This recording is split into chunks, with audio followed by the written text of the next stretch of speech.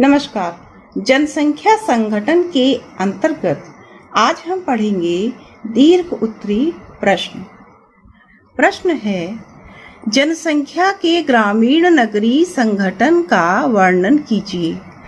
ग्रामीण एवं नगरीय संगठन किस आधार पर किया जाता है? निवास के आधार पर। जो जनसंख्या गांवों में रहती है उसे हम कहते हैं ग्रामीण जनसंख्या, और जो नगरों में रहती है उसे हम कहते हैं नगरीय जनसंख्या। विश्व के देशों में ग्रामीण और नगरीय जनसंख्या में अंतर अलग अलग प्रकार से किया जाता है, उसका मापदंड अलग अलग होता है। अब देखिए, ग्रामीण संगठन में क्या होता है। ग्रामीण क्षेत्रों में मुख्य रूप से प्राथमिक कार्य होते हैं, जैसे कृषि कार्य, मत्स्य पालन, पशुपालन, खनन कार्य आदि। ये सब ग्रामीण क्षेत्रों में होते हैं, इन्हें प्राथमिक क्रियाएं कहते हैं। पश्चिमी देशों के गांवों में पुरुषों की संख्या अधिक होती है, और विकासशील देशों के गांव जैसे भारत, पाकिस्तान और नेपाल में यहाँ स्त्रियों की संख्या अधिक होती है। तो फर्क है ना दोनों में। जो विकसित देश हैं, जो पश्चिम के देश हैं, वहां पर गांवों में पुरुष अधिक रहते हैं, और जो विकासशील देश के गांव हैं वहां स्त्रियां अधिक रहती हैं। क्योंकि इसका भी एक कारण है। पश्चिमी देशों में अधिकांश कृषि कार्य मशीनों के द्वारा किया जाता है, जिसके कारण उन्हें पुरुषों की आवश्यकता होती है, और विकासशील देशों में मानव श्रम अधिकतर कार्य कर लेता है। वहाँ हमारे यहाँ बड़ी बड़ी मशीनें चलाना मुश्किल होता है, क्योंकि खेत हमारे यहाँ छोटे होते हैं भारत में, तो इसलिए यहाँ पर स्त्रियों की संख्या अधिक होती है।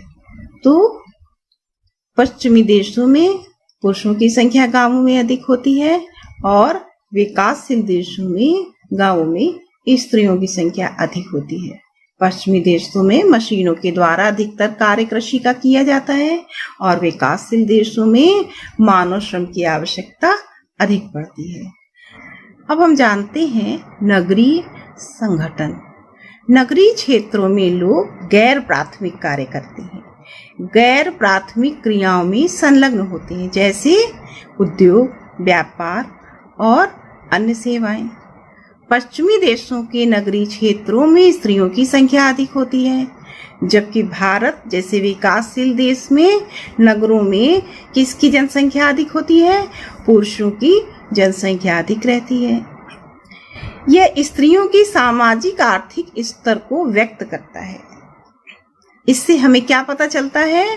सामाजिक आर्थिक स्तर का ज्ञान होता है।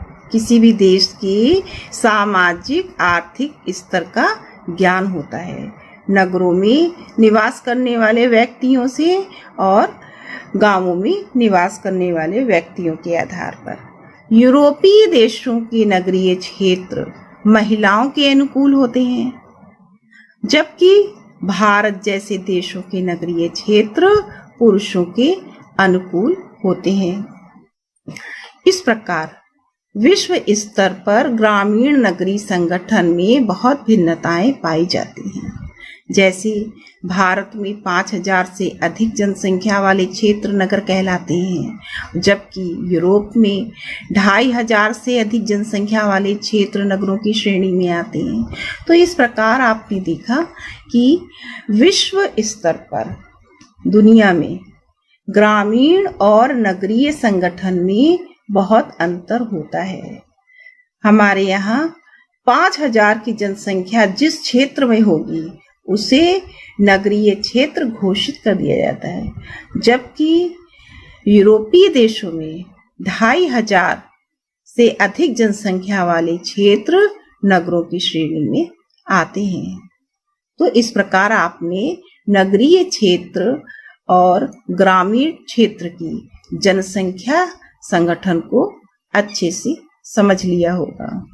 अब हम आपसे 2 प्रश्न पूछेंगे हर बार की तरह। उनका आंसर आपको कमेंट बॉक्स में देना होगा। तो हमारा पहला प्रश्न है, विश्व में सर्वाधिक जनसंख्या वाला देश कौन सा है?